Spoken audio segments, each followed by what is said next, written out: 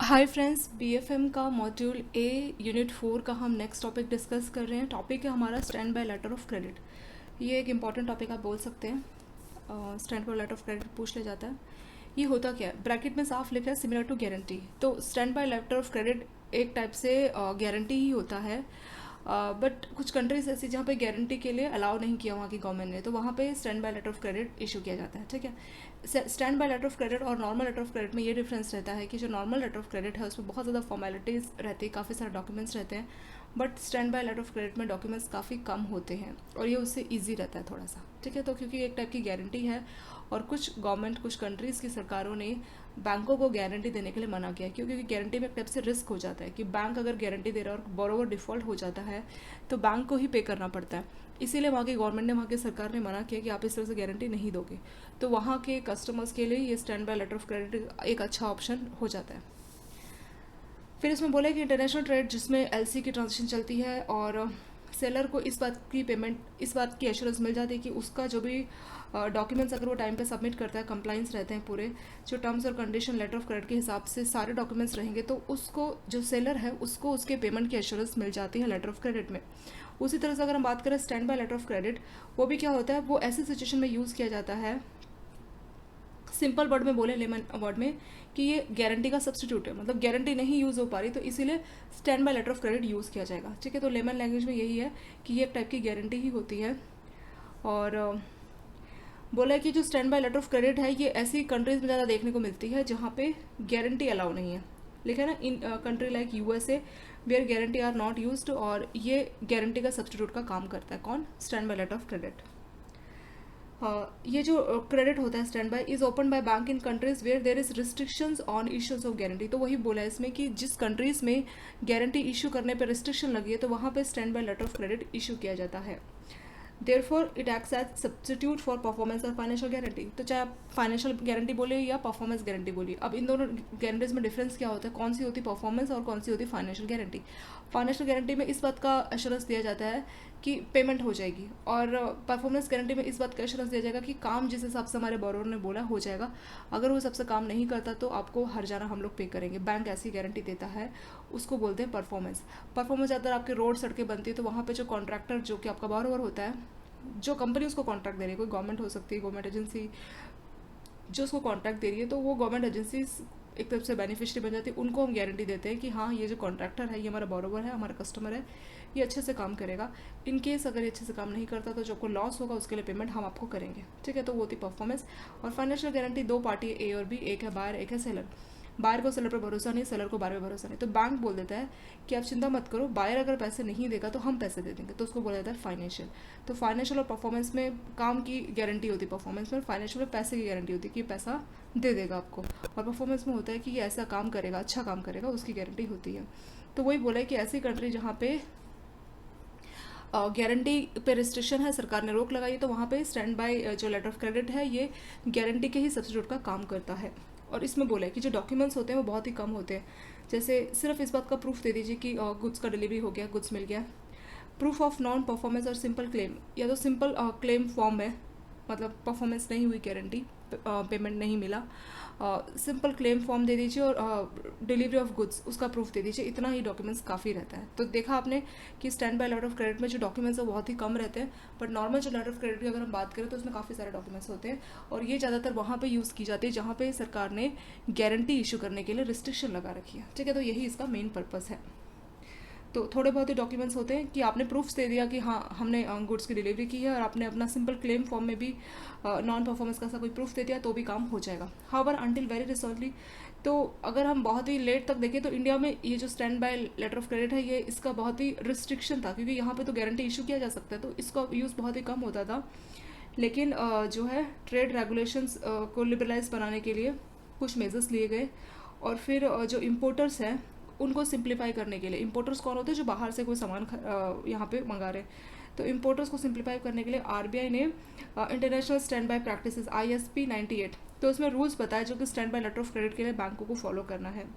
और ये जो इसमें जो standby letter of credit के रूल है वो किसने फ्रेम किए, वो वही इंटरनेशनल चैम्बर ऑफ कॉमर्स 1998 में। तो उन्हीं रूल्स को आरबीआई ने लिबरलाइज करके बैंकों को बोला कि आप भी इसको यूज़ कीजिए। तो वही बोला है, as such it is now in order for authorise dealer to issue standby letter of credit. तो अभी जो ऑथराइज डीलर है, जो बैंक्स है जो कि लेटर ऑफ क्रेडिट इशू करते हैं, उनके ऊपर है कि वो ISP 98 यानी कि इंटरनेशनल स्टैंडर्ड प्रैक्टिस 98 के तहत या UCPDC 600 जिसके तहत normal letter of credit issue किया जाता है। तो दोनों में से किसी के भी तहत वो चाहे तो bank standby letter of credit issue कर सकता है। ठीक है, तो ये पैराग्राफ में हमने बस यही देखा कि standby letter of credit कुछ नहीं है, ये गारंटी का सब्सटीट्यूट है। जहाँ पे गारंटी में रोक टोक रहती है, रिस्ट्रिक्शन रहती है, तो वहाँ पे ये यूज़ होता है। और standby letter of credit normal letter of credit से बहुत ज़्यादा ईजी रहता है, इसके डॉक्यूमेंट्स बहुत ही मिनिमम रहते हैं। ठीक है, सिर्फ फॉर्मेलिटी टाइप के ही डॉक्यूमेंट्स रहते हैं, पर नॉर्मल ऐसी में ऐसा नहीं, उसमें प्रॉपर डॉक्यूमेंट्स रहते हैं और कई बैंक भी उसमें इन्वॉल्व रहते हैं। और फिर यहाँ से वहाँ हर बैंकों को डॉक्यूमेंट्स की छानबीन के लिए 5-5 दिन का टाइम मिलता है, तो वो नॉर्मल लेटर ऑफ क्रेडिट होता है। अब इसमें पहला बोला कि uses of standby letter of credit. तो जो ऑथराइज डीलर है वो कहाँ यूज़ करते हैं standby letter of credit को, कहाँ यूज़ करते हैं? तो उसमें बोला है कि as a document of promise in respect of non performance situations. ये बोला है कि जहाँ पे गारंटी है नहीं इशू हो पा रही, तो उसका सब्सटीट्यूट है, उसका सब्सटीट्यूट है कि जो प्रॉमिस है उसको नॉन परफॉर्म किया, मतलब बोरोवर ने अपने प्रॉमिस को तोड़ा, और वहाँ पे गारंटी का जो सब्सटीट्यूट है वो यहाँ पे standby letter of credit हो जाता है। और जो फेमा 1999 है उसके तहत ऑथराइज डीलर को उस बात की परमिशन है कि वो standby letter of credit issue कर सकते हैं।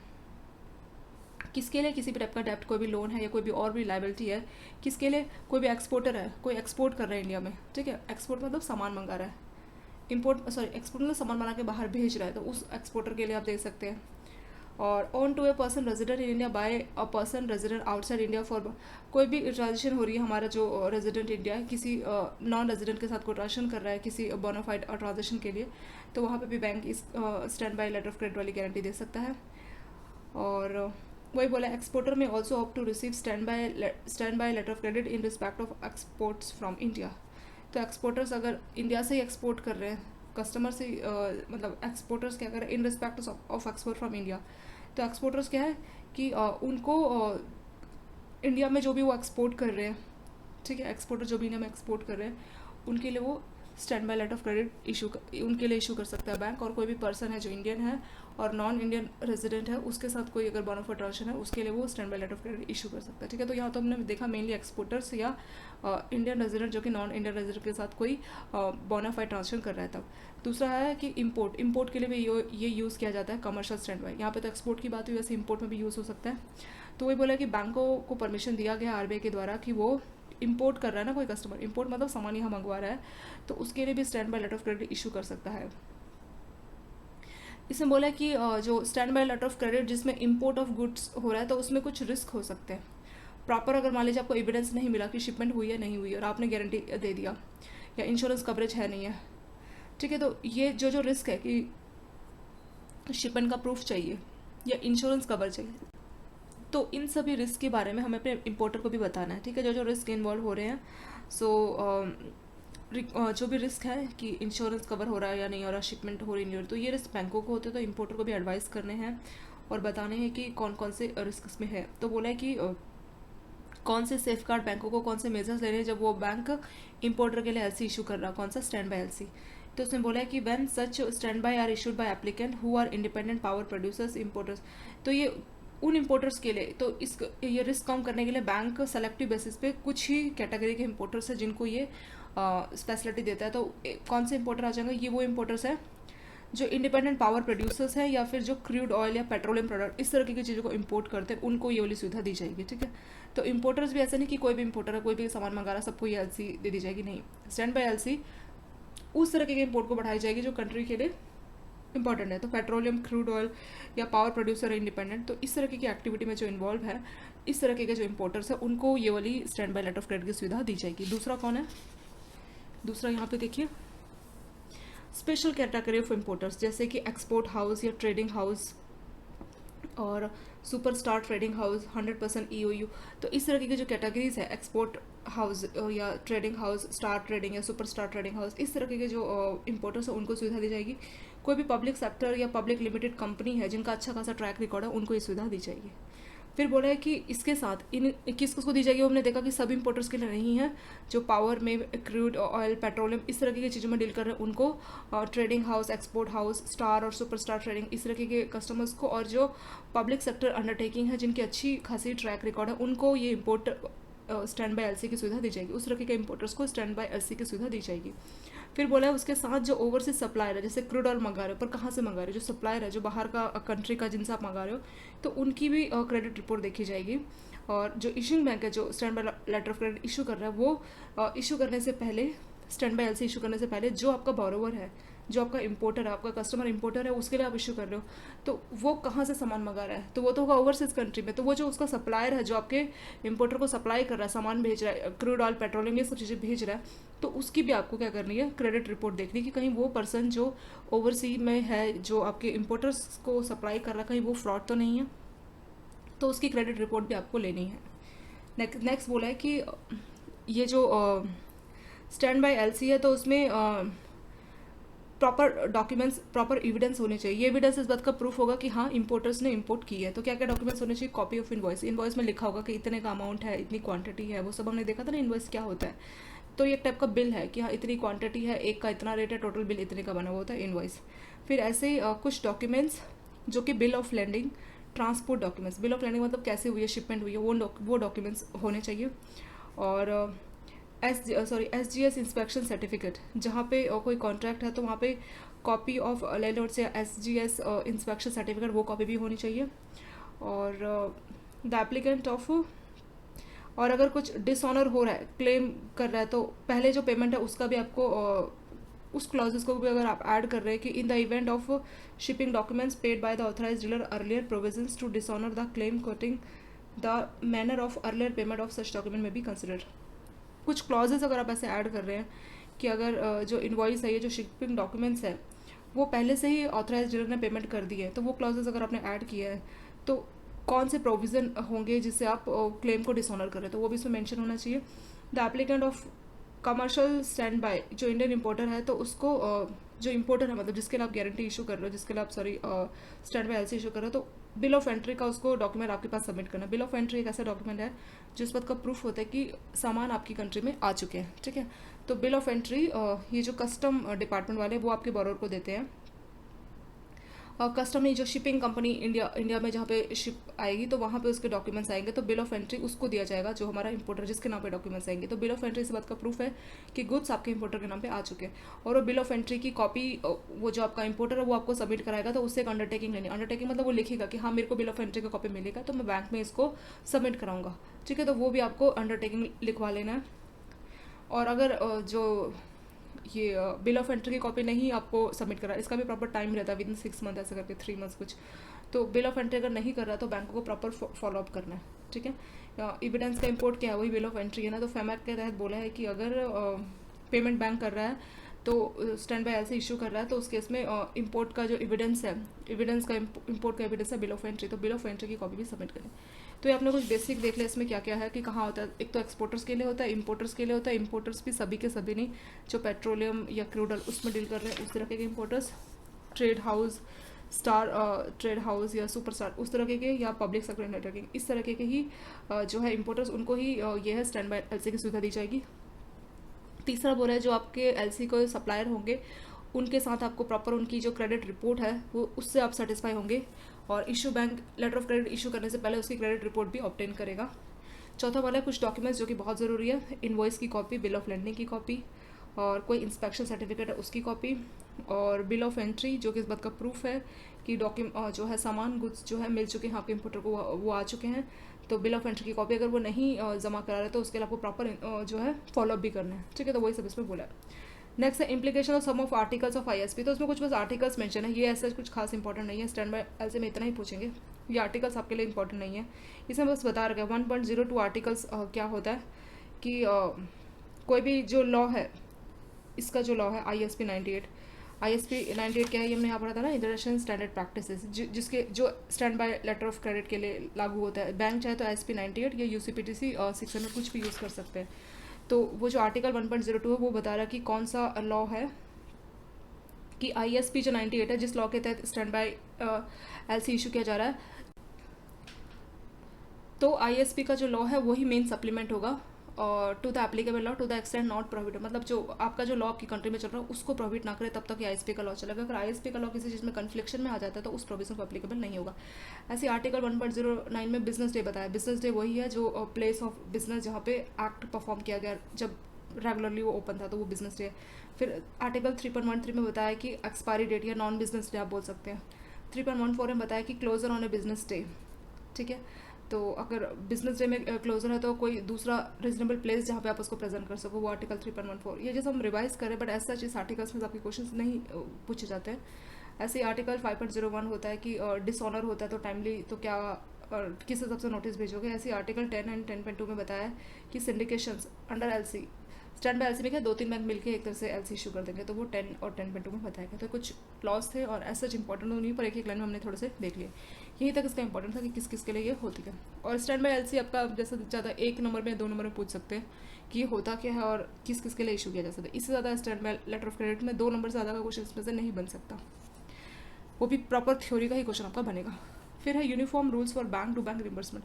तो URR 7-5 होता है कि एक बैंक दूसरे बैंक को रिम्बर्समेंट दे रहा है। एक बैंक ने आपके कस्टमर के लिए पेमेंट की है या क्लेमिंग बैंक को पेमेंट किया है, तो दूसरा बैंक उसको रिम्बर्समेंट दे रहा है। पर ऐसी कोई भी बैंक रिम्बर्समेंट नहीं दे सकता।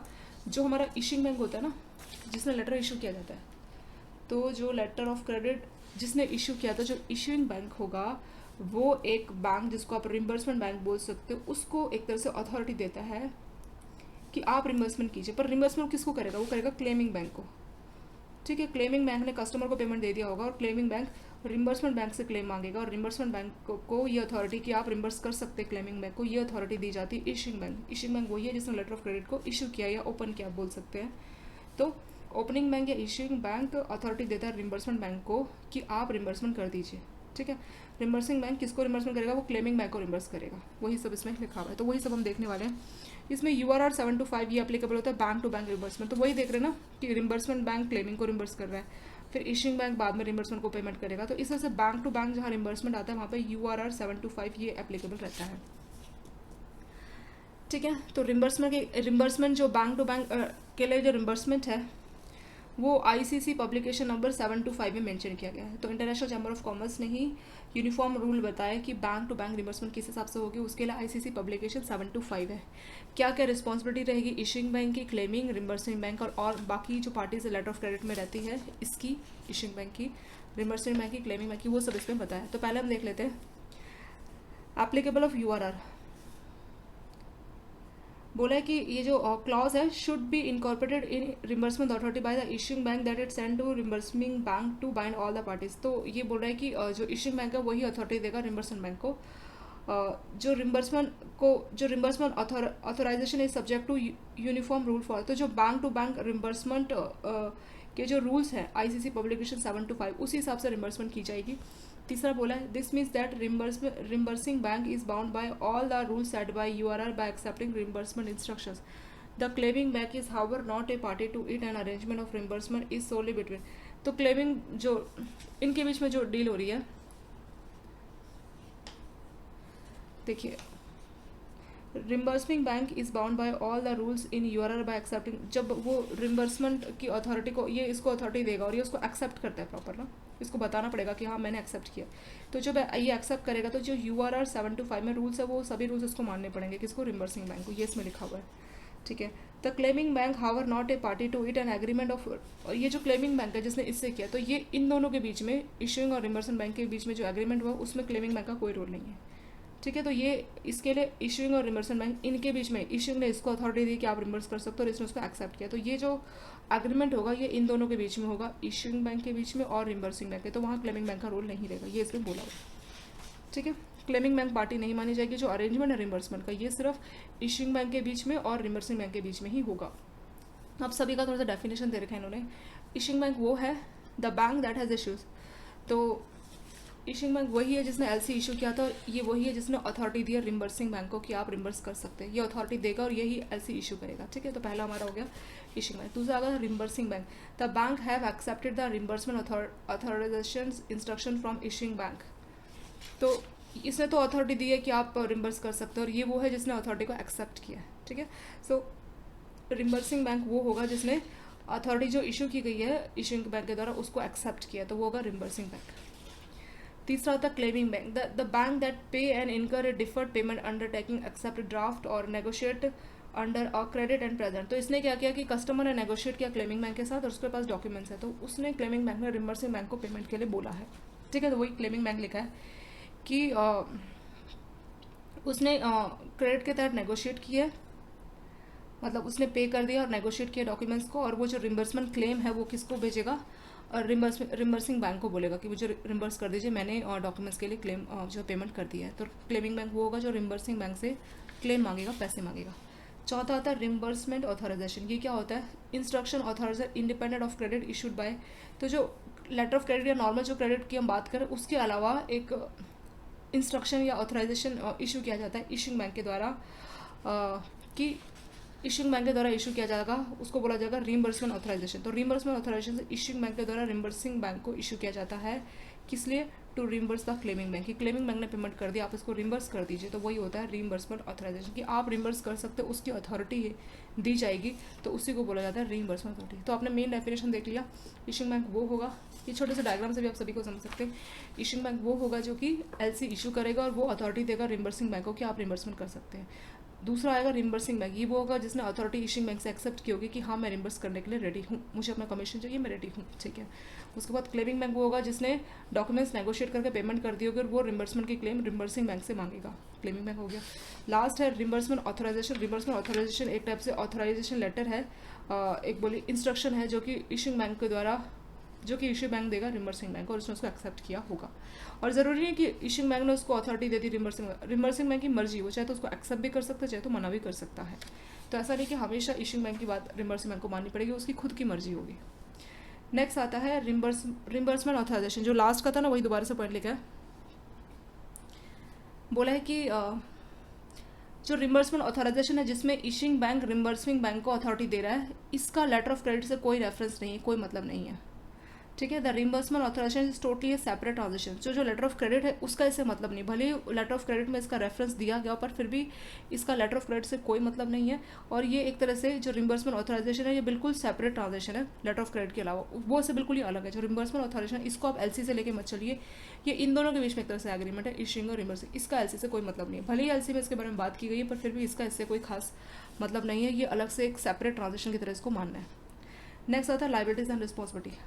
इशूइंग बैंक जिसने इशू किया वो रिस्पॉन्सिबल रहेगा for providing information required to reimbursing bank under rules. तो रिम्बर्सिंग बैंक को रिम्बर्स करना जो उसको इन्फॉर्मेशन चाहिए तो इशूइंग बैंक उसके लिए रिस्पॉन्सिबल होगा कि वो उसको सारी इन्फॉर्मेशन देगा। दूसरा, issuing bank must not request a certificate of compliance to be submitted by claiming bank to the. तो इसको सर्टिफिकेट ऑफ कंप्लायंस की बोलने की ज़रूरत नहीं है, जो क्लेमिंग बैंक रिम्बर्सिंग बैंक के बीच में और सर्टिफिकेट ऑफ कंप्लायंस है उसके लिए इशूइंग बैंक नहीं कुछ बोल सकता। ठीक है, उसको रिक्वेस्ट करने का नहीं ज़रूरत है। The reimbursement authority must not have expiry. अब रिम्बर्समेंट जो अथॉरिटी है उसकी एक्सपायरी डेट नहीं होनी चाहिए, इस डेट तक आप इसको जो है रिम्बर्स कर सकते हो, तो इसकी एक्सपायरी डेट नहीं होनी चाहिए, मस्ट नॉट हैव। चौथा बोला reimbursing bank is not obliged to honour a claim except in its undertaking. तो जो रिम्बर्सिंग बैंक है उसने जो अंडरटेकिंग की कि मैं इस वाले की एलसी के तहत पेमेंट करूँगा, उसके अलावा किसी और चीज़ के लिए वो क्लेम नहीं कर सकता, किसी और क्लेम को वो ऑनर नहीं कर सकता। फिर बोला reimbursement authority must be issued by authenticate mail. तो जो रिम्बर्समेंट की अथॉरिटी दी जा रही है कि मैं आपको रिम्बर्समेंट की परमिशन दे रहा हूँ, अथॉरिटी दे रहा हूँ, तो वो प्रॉपर ऑथेंटिकेट मीन्स होने चाहिए। कहीं ऐसा नहीं कि मेल के थ्रू, मतलब सिर्फ मेल भेज दिया इसने, ऐसे काम नहीं चलेगा। प्रॉपर ऑथेंटिकेट जो है ऑथेंटिकेट मीन्स से ही अथॉरिटी दी जानी चाहिए। ठीक है, सिर्फ मेल भेजना इस तरह की चीज़ों से काम नहीं चलेगा। Mail confirmation should be no mail confirmation. तो ऐसा नहीं कि मेल के थ्रू आपको भेजना है, प्रॉपर ऑथेंटिकेट मीन्स होना चाहिए, उसके थ्रू आपको रिम्बर्समेंट की अथॉरिटी भेजनी है। फिर बोला कि reimbursement authorisation must state that they are subjected to UR 525 and must contain. तो उसमें मेंशन होना चाहिए कि ये UR 525 करता है और उसमें क्या करेंसी है, क्या अमाउंट पेबल है, अगर कुछ टॉलरेंस लिमिट है तो क्या लिमिट है, और कौन कौन सी पार्टीज रिस्पॉन्सिबल है, क्लेमिंग बैंक और रिम्बर्सिंग बैंक, क्लेमिंग बैंक का नाम, तो ये सारे डिटेल उस रिम्बर्समेंट अथॉरिटी में मेंशन होनी चाहिए। लास्ट बोला है कि जो रिम्बर्समेंट ऑथराइजेशन है वो प्रेसाइज और कंप्लीट होनी चाहिए, और documentary credit and should not accompany copy of documentary credit. तो ये अपने में भी प्रेशर्स और कंप्लीट होनी चाहिए, कौन सी, रिम्बर्समेंट अथॉरिटी। तो इसका बस बेसिक बताया था कि रिम्बर्समेंट अथॉरिटी में क्या क्या चीज़ें होनी चाहिए। ठीक है, तो उसमें हमने देखा कि जो इशूइंग बैंक है वही रिस्पॉन्सिबल रहेगा, और रिम्बर्समेंट जो अथॉरिटी उसकी कोई टाइम लिमिट नहीं है, उसको जो क्लेम करना है जिसके लिए उसने अंडरटेकिंग लिया, उसके अलावा वो किसी और क्लेम का रिमबर्समेंट नहीं करेगा। और इसके लिए प्रॉपर ऑथेंटिकेट मीन्स होते हैं, ऐसा कुछ नहीं मेल के थ्रू काम नहीं चलेगा। जो आप अथॉरिटी दे रहे हैं इशूइंग बैंक, तो उसको प्रॉपर ऑथेंटिकेट मीन और उसको सारे डिटेल्स में देनी है यूआरआर 5/5 के हिसाब से। करेंसी अमाउंट, क्या अगर एडिशनल अमाउंट पे करना पड़ेगा तो कितना, और कितना टॉलरेट करोगे, मतलब कितना किस हद तक आप एडिशनल अमाउंट पे कर सकते हो, और कौन सा क्लेमिंग बैंक का नाम है, और कौन कौन सी पार्टीज पेमेंट ऑफ चार्ज के लिए रिस्पॉन्सिबल है, मतलब कौन क्लेमिंग बैंक है और कौन रिमबर्सिंग बैंक है, और ये रिम्बर्समेंट अथॉरिटी प्रेशराइज होनी चाहिए। ठीक है, नेक्स्ट आता है authorisation amendment and claims. All reimbursement authorisation and amendment must be issued in the form of authenticate tele transmission. तो ये जो आप रिम्बर्समेंट की अथॉरिटी दे रहे हो या इसमें कुछ अमेंडमेंट कर रहे हो, तो ये ऑथेंटिकेट टेली ट्रांसमिशन या साइन लेटर, या मतलब प्रॉपर साइन लेटर होना चाहिए बैंक के, प्रॉपर लेटर हेड, उस तरह से कुछ मेल कन्फर्मेशन की जरूरत नहीं है। मतलब प्रॉपर लेटर हेड में, मतलब जो कम्युनिकेशन का मोड है वो प्रॉपर ऑथेंटिकेट होना चाहिए, कहना चाहिए। मतलब मेल तो कोई भी किसी की फेक बना के ऐसे करके भी भेज सकता है ना, तो इसलिए प्रॉपर जो अथॉरिटी दी जा रही है, क्योंकि इसमें प्रॉपर रिम्बर्समेंट की अथॉरिटी दी जा रही है कि आप रिम्बर्स कर दीजिए, हम आपको पैसे देंगे, तो इसमें बहुत बड़ा रिस्क हो जाता है। तो इसीलिए प्रॉपर साइन लेटर होना चाहिए, कोई मेल कन्फर्मेशन नहीं भेजिए। दूसरा बोला है कि जो कुछ भी ऑथराइजेशन दे रहे हो या कुछ भी अमेंडमेंट कर रहे हो, तो वो कंप्लीट और प्रेशराइज होना चाहिए। और जो रिम्बर्सिंग बैंक है, ये जो बैंक है, इसके पास पूरा राइट है, वो चाहे तो उस अथॉरिटी को एक्सेप्ट कर सकता है, रिजेक्ट कर सकता है। ये तीसरे पॉइंट में बोला है, reimbursing bank has every right to accept or reject any amendment. तो कुछ अगर आप अमेंडमेंट करना चाह रहे हो तो उसके पास पूरा राइट है कि वो चाहे तो उसको एक्सेप्ट करे या उसको रिजेक्ट करे। फिर बोलिए कि जो इशिंग बैंक है, issuing bank at any time cancel और amend its reimbursement authorization by issuing notice to reimbursing bank. तो किसी भी टाइम पे जो इशिंग बैंक है एक नोटिस जारी करके रिम्बर्समेंट बैंक को अमेंड कर सकता, एट एनी टाइम कैंसल और अमेंड इट्स रिम्बर्समेंट ऑथराइजेशन। तो except in a case where a reimbursement undertaking has been given, जहाँ पे रिम्बर्समेंट अंडरटेकिंग दी जाती है उस केसेस को छोड़कर जो बाकी के केसेस है, वहाँ पे जो इशिंग बैंक है उसके पास भी राइट रहता है कि किसी भी पॉइंट ऑफ टाइम में वो चाहे तो कैंसिल कर सकता है अपनी रिम्बर्समेंट अथॉरिटी, या अमेंड कर सकता है बाय इशूइंग नोटिस। तो वो रिम्बर्सिंग बैंक को नोटिस भेजेगा, और वो रिम्बर्सिंग बैंक के पास भी राइट है कि चाहे तो उसको एक्सेप्ट या रिजेक्ट कर सकता है, ये इसमें बोला है। फिर बोला जो इरिवोकेबल रिम्बर्समेंट ऑथराइजेशन है उसको अमेंड नहीं किया जा सकता। इरिवोकेबल मतलब जो रिम्बर्सिंग बैंक के एग्रीमेंट के बिना, उसकी मर्जी के बिना नहीं आप उसको अमेंड ऐसे कर सकते। ठीक है, तो वो इरिवोकेबल हो गया, ये रिवोकेबल हो जाएगा जिसमें उसको अथॉरिटी है कि वो उसको कैंसिल कर सकता है नोटिस भेज के। रिम्बर्सिंग bank can not cancel or amend undertaking without agreement with claiming bank. जो रिम्बर्सिंग बैंक है वो कैंसिल या जो रिम्बर्समेंट अंडरटेकिंग उसने ली है कि मैं रिम्बर्स कर दूंगा, वो उसको कैंसिल या अमेंड नहीं कर सकता बिना क्लेमिंग बैंक से पूछे बिना। तो ये कोई भी चीज़ रिम्बर्समेंट से पूछ के ही करेगा, और ये वैसे रिम्बर्सिंग बैंक बिना क्लेमिंग बैंक की परमिशन के बिना, मतलब उसको लेटर भेजे बिना, उसको नोटिस भेजे बिना कैंसिल नहीं कर सकता अपनी रिम्बर्समेंट अंडरटेकिंग। ठीक है, तो इसको उसके लिए क्लेमिंग बैंक को प्रॉपर लेटर या नोटिस भेजना पड़ेगा। ठीक है, without it can not cancel or amend reimbursement undertaking without agreement with claiming. तो क्लेमिंग बैंक के साथ जो है एग्रीमेंट उसको प्रॉपर बताएगा, उसके बाद ही उसको कैंसिल कर सकता है। Claiming bank must claim reimbursement in the form of tele transmission unless prohibited by issuing bank और बाय साइन लेटर।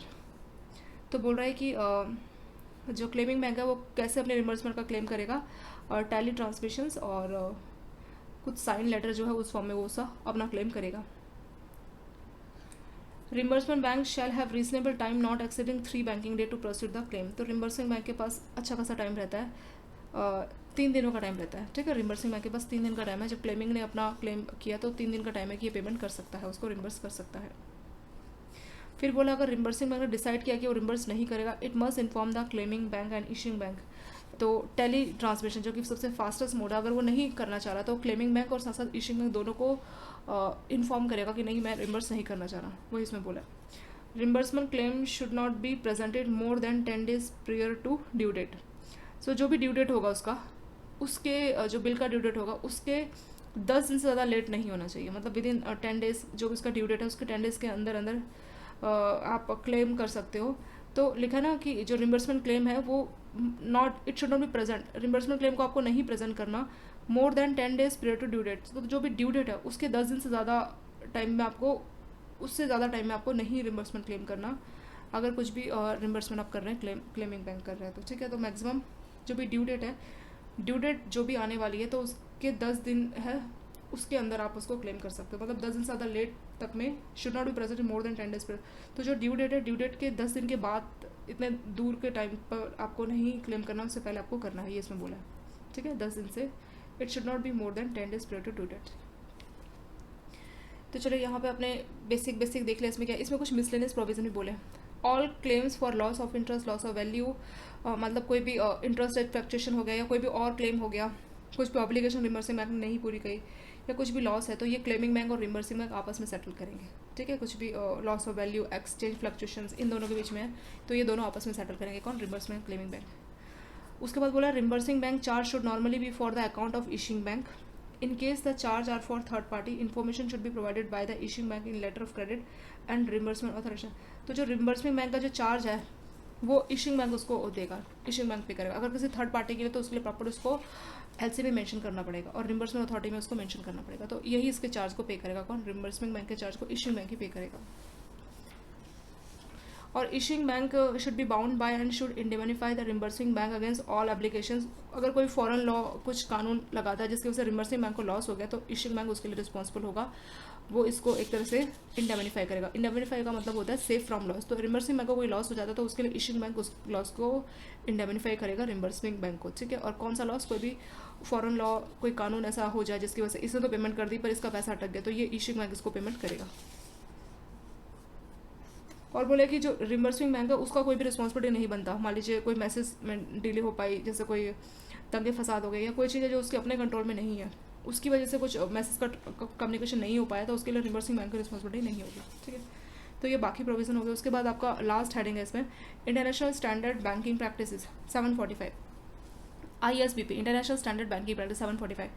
तो ISBP यानी कि international standard banking practices for examination of documents under LC। तो ये ICC publications है और इसमें guidelines होती है कि कैसे डॉक्यूमेंट्स को देखना है लेटर ऑफ क्रेडिट में। और इसमें भी बोला है कि जो international standard banking practice it can not in any way change UCP 600। तो UCPD से जो 600 है उसको चेंज नहीं करता, जो कि LC में इशू होता है, but it is nonetheless a valuable campaign. तो ये एक तरह से UCP में एक उसके साथी की तरह, मतलब इसका एक कैंपेन बन के उसका सिर्फ उसको गाइड ही करेगा। जो UCP की 600 की गाइडलाइंस हो तो आपको माननी है, ये बस उसके लिए कुछ आप बोल सकते हैं कि एक्स्ट्रा गाइडलाइंस है उसके साथ, ठीक है, उसी का साथ है पर उसी से एक्स्ट्रा है, तो उसको चेंज नहीं कर रहा है। ऐसा नहीं कि UCP 600 को चेंज करेगा या ISBP है, ऐसा नहीं है, उसका साथी है, इस तरह से बोल सकते हैं। और ये अप्रूव किया गया था ISBP पहली बार 2002 में ICC के द्वारा। ICC वही है जो कि UCP 600 जिस रूल को वो बनाती है। और इसका फर्स्ट वर्जन आया था यूनिफॉर्म, जो पहली बार जब इसको आया था तो UCP 500 उसके साथ इसको पहली बार लाया गया था, क्योंकि उस टाइम पे वो लेटर ऑफ क्रेडिट के लिए UCP 500 यूज़ होता था, क्योंकि 2007 से आया ना UCP 600। तो उस टाइम पे जब 2002 में इशू किया तब UCP 500 हुआ करता था, और उस टाइम पे पहली बार ये ISBP इसको इशू किया गया था उसके साथ। और जो रूल है रिवाइज किए गए थे 2007 जुलाई से। सो ISP वाज अपडेटेड, फिर उसको भी अपडेट किया गया, किसको? ISBP को। और फिर ICC पब्लिकेशन नंबर 681, और फिर उसको नए अपडेट वर्जन के साथ UCP 600 के साथ कैंपेन बनाया गया। फिर बोला कि अगर पूरे रिवाइज वर्जन की बात करो जो ICC पब्लिकेशन 745 है, तो ये जुलाई 2013 में दोबारा से उसका रिवाइज वर्जन पब्लिश किया गया था। और उसमें अपडेट है, जो पुराना वर्जन है उसके कुछ अपडेट है, और उसमें कुछ नए और रिवर्टेड इंटरप्रिटेशंस है, और उसमें कुछ अदर जो ऑफिशियल ओपिनियन है ICC के बारे में जो कि ICC के द्वारा पब्लिश की गई, उसमें वो चीज़ें है। ISBP यानी कि यही has therefore become absolute essential publications for anyone who is involve. तो जो भी LC में इन्वॉल्व है तो उसके लिए भी बहुत ही इंपॉर्टेंट चीज़ है। सो इसका पर्पस क्या, ऑब्जेक्टिव क्या? To encourage uniformity of practices worldwide, to reduce the number of credit reject. तो जनरली क्या कर रहे हैं, बैंक रिजेक्ट करते थे कि डिस्क्रिपेंसीज आगे डॉक्यूमेंट्स नहीं आए, तो इसीलिए ICC ये यूनिफॉर्मिटी ऑफ प्रैक्टिसेस को इनकरेज करने के लिए बनाई गई है। ये जो ISBP ये प्रैक्टिसेस बताता है that should be applied by documentary credit practices helping to reduce discrepant presentations. तो ये जो ISBP है इसमें क्या है कि provide practices that should be applied by documentary credit practitioners help to reduce discrepant presentations। तो गलत लोग समझ लेते हैं डॉक्यूमेंट्स में कुछ चीज़ें गलत हो गई है, कई बार कुछ डॉक्यूमेंट्स में लोग ऐसे मतलब जो बैंक है वो ऐसे रिजेक्ट कर दे रहे हैं, तो उनको बेटर क्लैरिटी प्रोवाइड करने के लिए ये ISBP आया था। तो ISBP आपने देखा ये UCP 600 को रिप्लेस नहीं कर रहा है, ये उसी का साथ है, उसका कैंपेन ये है। और कैंपेनियन आप मान सकते हैं। पहली बार ये 2000 जब यूसीपी 500 था तब ये आया था, फिर बाद में इसको जब यूसीपी 600 आया जुलाई 2007 से, तब इसको भी अपडेट किया गया, फिर इसका लेटेस्ट वर्जन जुलाई 2013 में है। तो ये जो ISBP 7 इसका मेन पर्पज़ वही है कि रिजेक्शंस कम से कम हो और जो लेटर ऑफ क्रेडिट में है, और उनको और अच्छे से बताया जाए क्या क्या प्रैक्टिस चल रही है। ठीक है, इसके साथ ये वाला चैप्टर आपका कंप्लीट हो गया और ये वाला टॉपिक कंप्लीट हो गया। इनको टर्म से हम अगले वाले पार्ट में डिस्कस करेंगे, इसे एक बार आप देख लीजिए और thank you so much for watching this video.